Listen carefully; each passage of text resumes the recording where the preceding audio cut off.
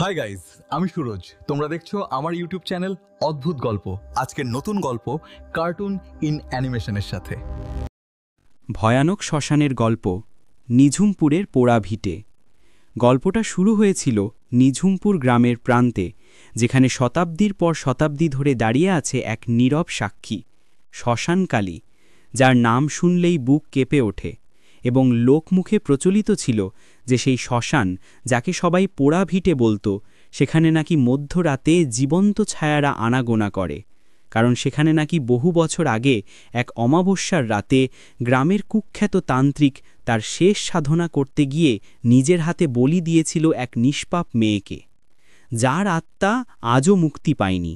এবং প্রতি বছর চৈত্র মাসের সংক্রান্তিতে তার করুণ আর্তনাদ নাকি বাতাসের সাথে মিশে গোটা এলাকাকে ভারী করে তোলে। আর সেই শ্মশানটার চারপাশে ছিল ঘন জঙ্গল, দিনের আলোতেও যেখানে প্রবেশ করতে সাহস পেত না কেউ। আর গ্রামের প্রবীণরা সর্বদা সাবধান করতেন যে সন্ধ্যের পর ওই অঞ্চলের দিকে ভুলেও পা বাড়ানো উচিত নয়, কারণ সেখানে নাকি এমন কিছু শক্তি ঘাপটি মেরে থাকে যা মানুষের শরীর থেকে প্রাণ টেনে নেয়। সেই গ্রামেরই এক যুবক, নাম তার অরুণ, যে ছিল বিজ্ঞানে বিশ্বাসী এবং এই অলৌকিক গল্পগুলোকে বরাবরই হেসে উড়িয়ে দিত।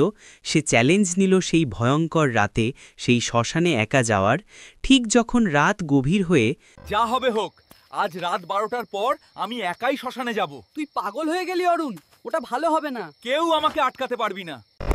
শুকনো পাতার মর্মর ধ্বনিতে ভাঙছিল, সেই রাতেই অরুণ পকেটে একটা টর্চ আর একটা পুরনো ক্যামেরা নিয়ে রওনা দিল।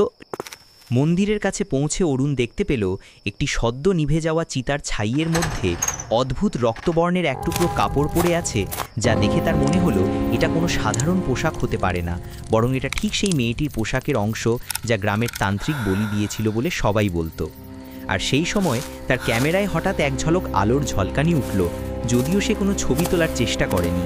এবং তখনই সে অনুভব করল তার কাঁধের ওপর কেউ যেন অতি শীতল হাত রাখল। আর পেছন ফিরতেই সে দেখল সেই থিতার। পরের দিন সকালে গ্রামের লোকেরা অরুণকে খুঁজে পেল শ্মশানের ফটকের বাইরে, অজ্ঞান অবস্থায়। তার শরীরে ছিল গভীর আঁচড়ের দাগ, যেন কোনো তীক্ষ্ণ নখ তাকে আঘাত করেছে। এবং তার হাতে শক্ত করে ধরা ছিল তার ক্যামেরাটা, যার ভেতরে শেষ ছবিটি ছিল ঝাপসা, কিন্তু তাতে স্পষ্ট দেখা যাচ্ছিল সেই রক্তবর্ণের কাপড়ের টুকরোটা, আর তার পেছনে অস্পষ্ট দুটি জ্বলন্ত চোখ, যা প্রমাণ করছিল নিঝুমপুরের পোড়া ভিটের গল্পগুলো